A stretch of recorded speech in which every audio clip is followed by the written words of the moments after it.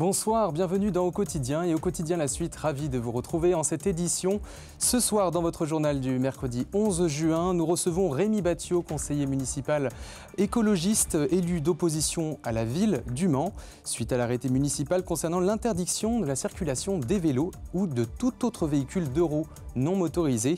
Les samedis, le parti écologiste Manceau s'oppose à son application effective le 21 juin prochain. Plus de précisions dans quelques instants. Et puis dans la suite, la rédaction vous propose notre série spéciale 24 heures du Mans.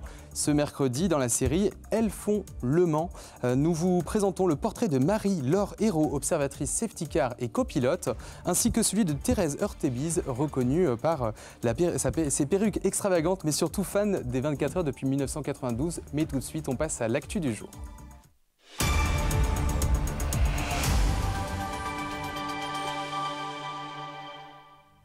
Bienvenue dans votre journal du mercredi 11 juin 2025 avec au sommaire, l'écurie Iron Dams est toujours dans la course malgré le forfait de Michel Gating. Nous sommes allés à la rencontre de l'équipage 100% féminin, toujours aussi motivé, découverte dans cette édition. Nous vous en parlions hier, l'avion à hydrogène Blue Spirit Aero a effectué son premier roulage à l'aérodrome du Mans. Une étape majeure avant le vol pour la métropole dans la course à l'hydrogène. Et puis l'association Les Runaudières rassemble près de 400 voitures de collection, une alternative aux 24 heures du Mans pour les passionnés d'automobile. Mais on débute ce journal avec une information pratique. La compagnie de transport scolaire de la région ouvre ses inscriptions ce mercredi. Ceci afin de préparer la rentrée scolaire 2025-2026. Les familles ligériennes peuvent dès à présent inscrire leurs enfants pour obtenir leur abonnement annuel du réseau Aléop. Le tarif à l'année est de 170 € par enfant, soit 15 € de plus que l'an dernier, avec gratuité pour le troisième d'une même famille. Les enfants scolarisés en regroupement pédagogique intercommunal bénéficient quant à eux d'un tarif réduit à 90 €. Les inscriptions se font en ligne du 11 juin au 15 juillet sur le site aleop.paysdelaloire.fr dans la rubrique Mon transport scolaire en haut à droite de votre écran. Cliquez ensuite sur Je m'inscris au transport scolaire pour déclencher la démarche. Après le mardi 15 juillet, la région précise qu'une majoration de 50 € s'appliquera sauf cas particulier et sur présentation de justificatif. Un feu de forêt déclaré dans le sud du Mans. Ce mardi 10 juin, en fin de journée, un incendie a été signalé au lieu-dit des Grandes Ventes à Marigny-Layé. 50 sapeurs-pompiers ainsi qu'une trentaine d'engins ont été mobilisés pour maîtriser le départ de feu. Près de 3000 m² ont été détruits, précisent nos confrères de Ouest France. Ce nouvel incendie en Sarthe s'inscrit dans la situation de sécheresse au niveau local, couplée à de fortes chaleurs en France. Pour rappel, 8000 m² de champs ont brûlé ce lundi à 9 juin entre La Flèche et Bazouges-Cré. Une minute de silence sera accordée en hommage à Mélanie Grappinet, surveillante tuée à Nogent en Haute-Marne mardi dernier. Au cours de la matinée de ce mardi 10 juin, un collégien de 14 ans a poignardé à plusieurs reprises l'assistante d'éducation de 31 ans. Elle a finalement succombé à ses blessures quelques heures plus tard. Le drame est survenu au cours d'une fouille de sacs aléatoires par la gendarmerie dans l'établissement scolaire. La jeune femme était maman d'un petit garçon de 4 ans. L'adolescent suspect est actuellement en garde à vue. La ministre de l'Éducation, Elisabeth Borne, demande qu'une minute de silence soit observée ce jeudi midi dans tous les établissements de France. C'est une équipe qui fascine toujours autant, les Iron Dams de le team 100% féminin. Même si Michel Gating a été contrainte de renoncer, l'équipage vise toujours plus haut. Précision dans ce reportage au cœur des 24 heures avec Colin Ancel et Anthony Piton. Attention à la bête blessée, déterminée pour les Iron Dams. Ce début de semaine des 24 heures, ce n'est pas vraiment le pied. Suite à la journée test, la Danoise Michel Gating souffre de fractures et ne participera pas à sa 7e édition consécutive. Évidemment que je suis contrariée. Elle commence à conduire et je mesure à quel point c'est dur d'être ici. À la fin de la journée test, je me suis dit que je voulais être là et les encourager autant que je peux. Ça fait mal aux pieds, mais aussi au cœur. Dès que j'ai su que mon pied était cassé, j'ai dit à l'équipe d'appeler Sarah. C'est la première personne qui m'est venue en tête pour me remplacer. Celle qui prend donc sa place, c'est la Belge Sarah Bovy. Les deux pilotes ont déjà fait équipe à 4 reprises au Mans. Ça a été un choc, j'ai été déçu pour elle parce qu'on est amis et je sais à quel point elle a bossé dur pour être ici et pour être au top de sa forme. C'est une grande chance, entre guillemets, de pouvoir la remplacer, même si en ce qui me concerne, je considère qu'elle est irremplaçable. Pas encore nommée lors de la journée test, la pilote de 36 ans réalise ses premiers tours de piste ce mercredi. J'essaye de prendre les choses telles qu'elles sont. J'essaye de ne pas justement faire l'erreur de me mettre trop de pression et de vouloir faire trop vite. Et je suis hyper bien entourée pour ça, donc voilà, je suis plutôt impatiente et enthousiaste à l'idée de prendre le volant de la voiture. Et pour cette 93e édition, le rose prédominant laisse place au blanc, utile pour éviter des comportements antisportifs des autres pilotes.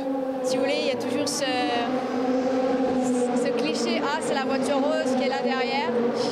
Là c'est blanc, c'est à voir comment c'est aussi dans la nuit.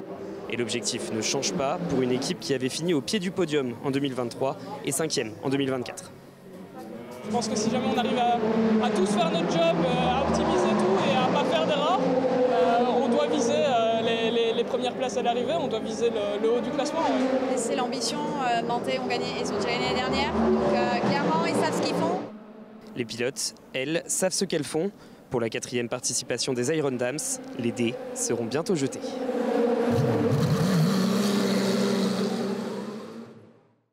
Il ne pilote pas sur Iron Dams, ne découvre pas Le Mans, mais va participer pour la première fois aux 24 heures. Lui, c'est Théo Pourchère, l'un des plus grands espoirs du sport automobile français, formé à la FFSA Academy en Sarthe. Champion de Formule 2, l'antichambre de la F1 en 2023. Le Français se tourne donc vers l'endurance avec le team Algarve Pro Racing. Et il est enchanté d'être au Mans cette semaine. On l'écoute. C'est exceptionnel, franchement, ça a toujours été un rêve de pouvoir participer aux 24 heures du Mans. C'est un rêve de pouvoir gagner, donc j'espère que ça se passera bien. Puis d'être retour au Mans, moi ça me fait extrêmement plaisir. Il y a pas mal d'émotions ici, j'ai vécu 4 ans. C'est un superbe circuit, il y a une ambiance incroyable au Mans et puis il fait beau, donc c'est sympa. Le Mans, c'est pas toujours la météo comme ça, donc ça fait plaisir. C'est un sport d'équipe, l'endurance, donc il y a 3 pilotes, il va falloir être vraiment fort et s'entraider pour aller chercher la victoire. Donc je compte sur mon équipe, je compte sur mes coéquipiers, mais ils comptent aussi sur moi, donc c'est ça qui fait la beauté de l'endurance. L'avion à hydrogène Blue Spirit Aero inauguré ce mardi à l'aérodrome du Mans. Nous vous en parlions dans le JT d'hier, le Dragonfly, dernière édition, dernière innovation du groupe Blue Spirit Aero, a foulé le sol. Pas encore de vol pour le moment, mais l'avenir de cet avion semble déjà tout tracé. Précision dans ce reportage d'Elisa Cribier. Nous ne sommes pas à Hollywood, mais bien au Mans. Et la grande star du jour, c'est lui.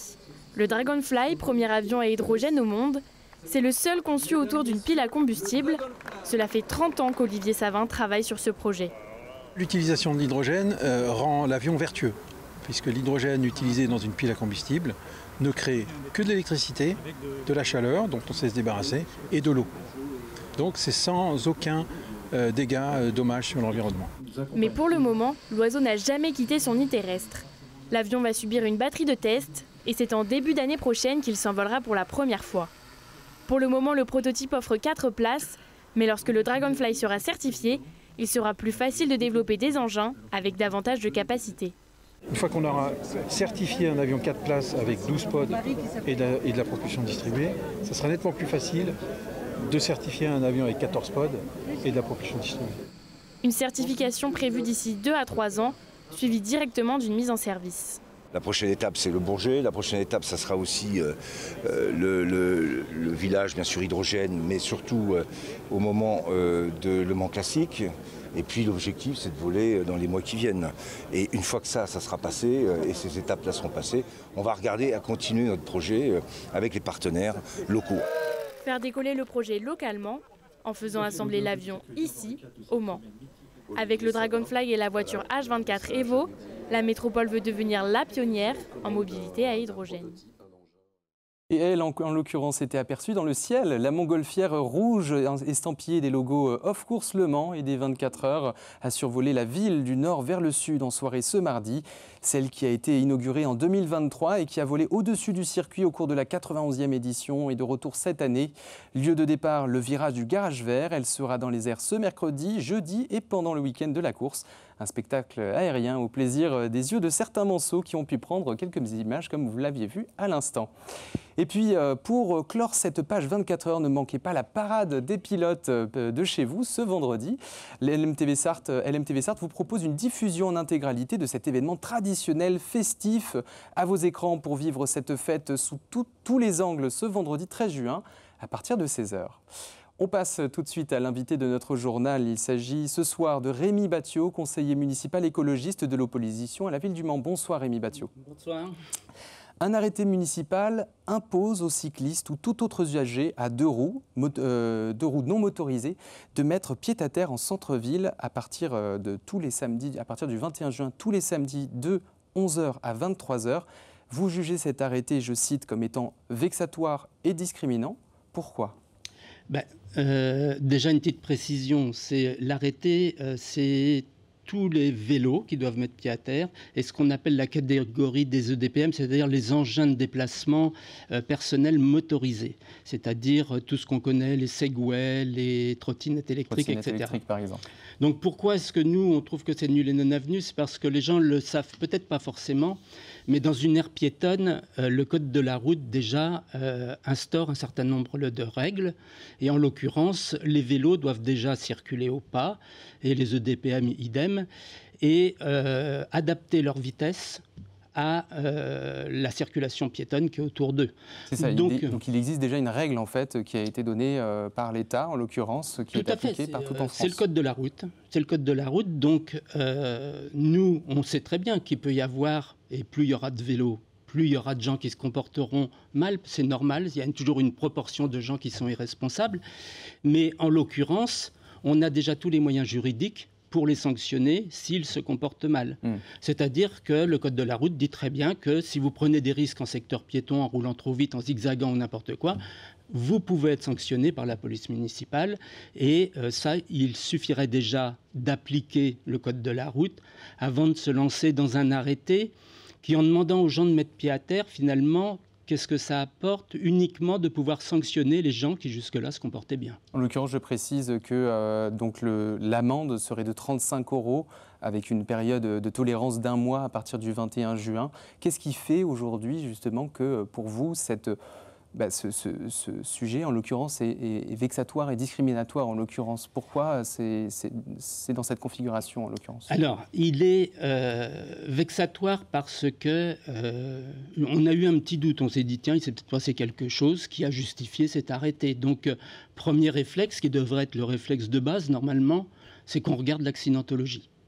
Donc, nous, on a été voir l'accidentologie depuis que le quartier piéton existe, depuis 2009, et on s'est rendu compte que dans le quartier, dans toute l'aire piétonne, c'est-à-dire quartier Saint-Nicolas et rue des Minimes, on n'avait absolument aucune accidentologie, en tout cas aucune accidentologie vélo-piéton. Le seul accident qu'on a pu trouver, c'est un accident avec un véhicule utilitaire. À la rue des Minimes, en l'occurrence. Rue des Minimes.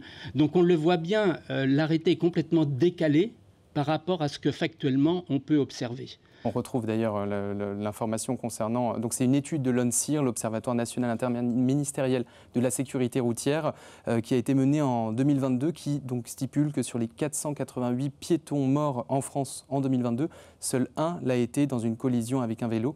Et en l'occurrence, aucun constat d'accidentologie, vous venez de le citer, dans ce que vous avez fait dans vos recherches, n'a été constaté selon l'ONSIR.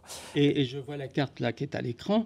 Vous voyez bien, ce qui est détouré en rouge, c'est toute l'aire piétonne du centre-ville du Mans. Et vous voyez tous les petits points jaunes, les étoiles, etc. Les étoiles rouges, c'est les morts. Les points jaunes, les blessés légers. Les losanges oranges, c'est les blessés graves. Vous voyez bien que l'aire piétonne est complètement exempte d'accidents mortels, graves et légers. Donc c'est pour ça qu'on dit que cet arrêté, finalement, il arrive un petit peu de façon complètement décalée. Et on ne sait pas trop pourquoi, d'un seul coup, on s'en prend. Et c'est le côté un peu vexatoire. Les vélos, comme les piétons, sont les premières victimes, en général, dans la circulation, de conflits qui sont, en général, avec des véhicules motorisés. Alors, le maire a quand même défini aussi cette règle, cet arrêté municipal, en l'occurrence, après plusieurs témoignages qui lui ont été délivrés, notamment de personnes qui avaient peur parce qu'il y avait effectivement des notamment des trottinettes électriques, des vélos qu'on voit circuler rapidement en ville. Qu'est-ce que vous répondez à cela? Est-ce que pour vous, il suffit de cibler peut-être justement ces cas, en l'occurrence? Comment la métropole peut mettre en place un dispositif pour contrôler ce type de défiance, en l'occurrence? Mais qu'est-ce que propose finalement le maire avec cet arrêté? C'est de sanctionner tous les vélos, y compris ceux qui se comportent bien. Comme je l'ai dit en introduction, on a déjà le code de la route qui permet de sanctionner ceux qui se comportent mal. Il suffirait d'appliquer le code de la route, que la police municipale, au lieu de se disperser à aller sanctionner tous les vélos qui se comportent bien ou mal, qu'elle se cible vraiment sur ceux qui ont des comportements inappropriés, et cela principalement. Et j'irai encore plus loin. Si vraiment on voulait avoir si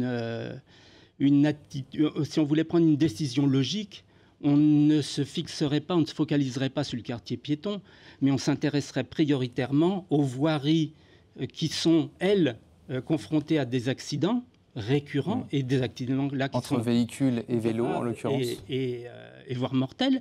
Et c'est tout le temps des accidents entre véhicules motorisés piétons, véhicules motorisés vélos ou véhicules motorisés entre eux. Donc on le voit bien, si on doit mobiliser notre police municipale, voire la police nationale, la priorité, ce serait de la mobiliser là où on observe factuellement qu'il y a de vrais dangers. Vous considérez que le centre-ville du Mans aujourd'hui est l'espace le plus sécurisé en l'occurrence? C'est pas que je considère, c'est que du coup on a été très surpris nous-mêmes, honnêtement je ne pensais pas que c'était à ce point-là. L'aire piétonne du Mans est vraiment le quartier le plus sécuritaire en matière de circulation automobile sur le Mans. Et ça, il faut le répéter, parce que ce qui nous a beaucoup embêté aussi dans cet arrêté, c'est que finalement, on plaque sur le vélo une image d'un véhicule qui potentiellement serait dangereux. Et encore une fois, ce n'est pas vrai. On l'observe, il n'y a pas d'accident. Et on plaque aussi sur le quartier Saint-Nicolas une image où il s'y passerait des choses éventuellement dangereuses. Or là, nous, on s'était battus pour la création de ce quartier piéton.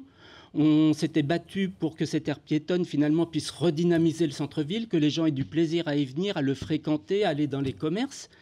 Et avec cet arrêté, on vient mettre un soupçon un petit peu qu'on serait dans une zone un peu de non-droit, avec beaucoup de risques. Ce qui, encore une fois, est complètement faux.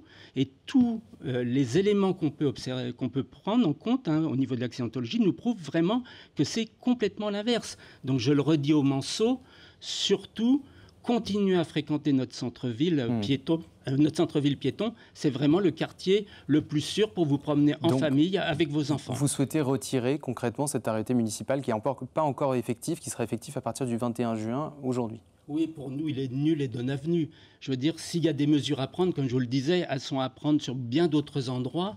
Il y a bien d'autres priorités à faire en termes de circulation que d'aller s'attaquer à ce quartier piéton et à ces vélos qui, eux, ne sont vraiment pas dangereux dans l'état actuel des choses. En particulier, on le voit bien, c'est sur nos voiries classiques, là où les piétons sont confrontés aux circulations motorisées, c'est là qu'on a les plus grands dangers, les plus grands risques. Merci Rémi Mathieu, conseiller municipal écologiste élu d'opposition à la ville du Mans, d'être venu sur notre plateau. Je vous en prie. Pour ceux qui n'ont pas eu la chance de décrocher des places pour les courses du 24 heures, vous le savez certainement, les communes alentours au Mans organisent des événements qui participent à la fête. Zoom sur Ruaudin qui organisait ce mardi un rassemblement automobile autour de 2 marques américaines, Corvette et Cadillac. Anaïs Frémont s'est prêtée à la fête. Ce sont de drôles de voitures qui circulent dans le bourg de Ruaudin. Attention les oreilles. Le comité de jumelage de la ville organise pour la 9e édition un rassemblement de voitures prestigieuses. On avait des passionnés d'automobile dans notre comité de jumelage. On a eu l'idée d'organiser une manifestation dans le cadre des 24 heures autour des voitures. Un événement qui, au fil du temps, prend de plus en plus d'ampleur. Cette année, 400 voitures se sont réunies. Des rouges, des bleus, des vertes, de marques américaines ou françaises, il y en a pour tous les goûts. Une alternative au circuit du Mans. On est une commune et un canton en bord de circuit. Malgré tout, les gens ici, beaucoup entendent parler des 24 heures, voire travaillent pour certains aux 24 heures. Mais l'accès à la course, avec le prix des entrées, la difficulté d'obtenir des billets aujourd'hui, et des gens qui sont toute l'année au bord du circuit ne pouvaient pas assister à la course. Donc l'idée et l'ADN de cette manifestation, c'est de dire pendant une journée, on sort la course du circuit et tout le monde peut y venir gratuitement sans aucune barrière. Un moyen de passer une belle soirée entre amoureux de l'automobile. On voit beaucoup de monde, des passionnés comme moi, qui s'y connaissent aussi au niveau voiture, et on voit beaucoup de belles voitures. Une centaine de bénévoles participent au bon fonctionnement de l'événement, un chiffre suffisant mais qui à terme pourrait changer. C'est quelque chose qui pourrait nous amener soit à suspendre la manifestation ou à la réduire. Je pense qu'aujourd'hui, on n'a pas de doute sur maintenir la manifestation, mais peut-être qu'à un moment, il faudra réduire certains plateaux d'exposition si on n'a pas suffisamment de bénévoles. Prochain rendez-vous gratuit pour les passionnés d'automobile, le virage Mulsanne réunit une centaine de voitures ce vendredi 13 juin. Une grande collecte de sang organisée à la Ferté-Bernard vendredi 13 juin. Cet appel aux dons se fait juste avant la journée mondiale du don de sang prévue le mercredi qui suit. L'événement sera accompagné de multiples animations telles que des massages ou d'un accompagnement musical, bien de choses agréables. En région Pays de la Loire, la tendance est plutôt positive pour 2025. Une centaine de poches supplémentaires est enregistrée cette semaine par rapport à la même semaine en 2024. Pour réserver votre créneau, il suffit de vous rendre sur le site dondesang.efs.fr, c'est affiché actuellement sur votre écran, de vous rendre sur la cartographie et de sélectionner la commune de la Ferté-Bernard en date du vendredi 13 juin. C'est la fin de votre journal. Dans Au quotidien la suite, retrouvez 2 nouveaux épisodes dans notre série Elles font Le Mans. Ce sera juste après une courte page de pub et de météo. A tout de suite.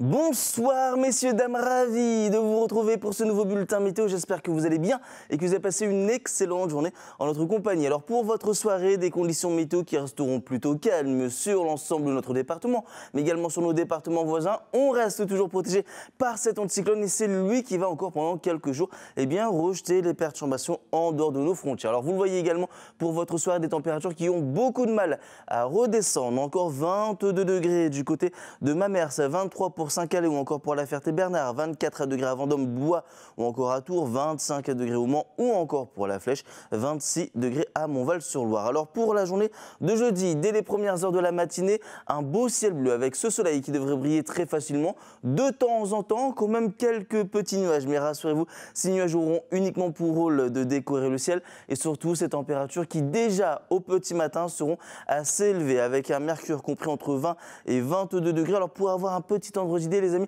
sont les températures que nous devrions avoir normalement dans l'après-midi pour être conformes au normal de saison. 20 degrés pour Céligium, 21 pour Alençon ou encore à Mamers, 22 à Montval-sur-Loire ou encore du côté de Blois. Mais alors, les températures dans l'après-midi, je vous laisse regarder ce thermomètre avec des maximales qui vont dépasser la barre des 30 degrés. Je le rappelle, ce sont des températures à l'ombre sous abri. Ça veut dire qu'au soleil, le ressenti sera plus important. On n'hésite pas à bien s'hydrater. 31 degrés au Mans ou encore pour la Flèche, comptez 30 degrés du côté d'Angers. Alors malheureusement pour la journée de vendredi, on pourrait retrouver un risque orageux. On affinera tout ça lors d'un prochain bulletin météo. Et pour la journée de samedi, ça va baisser, ce sera un peu plus respirable. Passez les amis une très bonne soirée.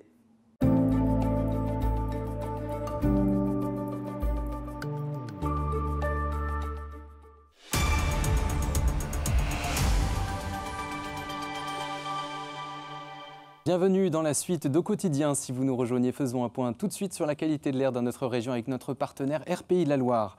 Ce jeudi 12 juin, l'indice de la qualité de l'air est dégradé sur l'ensemble du département et une grande partie de la région. Comme les jours précédents, la hausse des températures combinée à un temps ensoleillé favorise la formation d'ozone à partir des polluants déjà présents dans l'atmosphère. La hausse des concentrations de particules fines mesurées depuis le début de semaine en lien avec les feux de forêt au Canada reste modérée et n'a pas d'impact sur l'indice de la qualité de l'air. À l'occasion de cette semaine spéciale en Sarthe, la 93e édition des 24 heures du Mans, la rédaction vous propose une série sur les femmes qui font le Mans. Le sport automobile, une discipline encore largement masculine. Selon les derniers chiffres connus en France, la Fédération française du sport automobile recense seulement 13% des femmes. Toute cette semaine, dans Au quotidien la suite, nous vous faisons découvrir un portrait d'une passionnée du sport automobile. Ce mercredi, nous vous présentons 2 personnes, à commencer par Marie-Laure Hérault, 10 ans d'expérience en tant qu'observatrice safety car et copilote. Son but, faire la liaison entre le pilote et le directeur de course. Je suis Marie-Laure Hérault, je suis observatrice safety car aux 24 heures du Mans. Le directeur de course, il juge qu'il y a trop de danger, du coup il va nous demander d'aller en piste, se mettre devant les voitures, de les ralentir. Et comme ça, tout le monde soit en sécurité pour intervenir. C'est lui qui juge. Nous, on fait juste le lien avec lui. Il nous dit l'état de la piste, aussi on lui donne des informations sur l'état de la piste. En fait, c'est grâce à mes parents qui sont commissaires de piste depuis 38 ans. Et du coup, j'ai voulu aussi, moi aussi, m'intégrer dans les 24 heures et je suis devenue observatrice safety car. On fait le lien avec le pilote, on leur dit vas-y, démarre, fais attention à cet endroit, il y a un accident, va plus vite, va moins vite, enfin voilà, nous on donne le tempo à notre pilote. Mais nous, on est là vraiment pour réduire le rythme des voitures et que les commissaires puissent intervenir en toute sécurité. Il y a beaucoup de gens qui interviennent sur la piste parce qu'effectivement, il peut y avoir du rail à refaire, il peut y avoir du balayage. Et c'est important que les commissaires et les intervenants se sentent en sécurité, en fait. Parce qu'il y a beaucoup de monde qui intervient, il y a toute une logistique derrière. Et souvent, peut-être que le public ne le voit pas, ça. Mais si on intervient, c'est aussi pour ces personnes-là. C'est ma 10e année et j'ai des bons souvenirs, très bons souvenirs d'abord. Dès qu'on rentre dans une safety car, on est heureux. On passe des bons moments avec nos pilotes. Et mon meilleur souvenir, c'était en 2016, quand on a pris le départ des 24 heures du Mans, parce qu'il pleuvait. Et du coup, on a eu un moment extraordinaire devant tout le public, d'être là et de voir tout le monde. C'était extraordinaire. Je comprends aussi, parce que j'étais spectateur, que c'est pas le moment le plus agréable pour les spectateurs, mais c'est important. Si on le fait, c'est pour la sécurité. Et après, bon, il y a la relance de la course qui est pas mal aussi, après, du coup.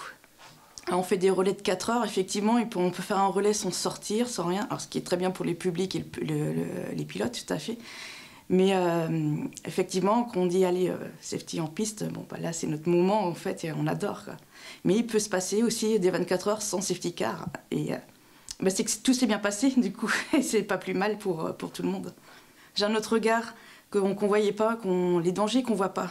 Et que là, on se rend compte qu'effectivement, il y a des endroits où il faut faire vraiment attention. C'est pour ça qu'on est là et je comprends mieux le rôle du safety car. Je pense que la passion sera toujours là. Effectivement, les voitures sont de plus en plus performantes, elles vont de plus en plus vite, elles roulent plus longtemps, font des relais plus longs, des pneus qui tiennent beaucoup plus longtemps qu'avant.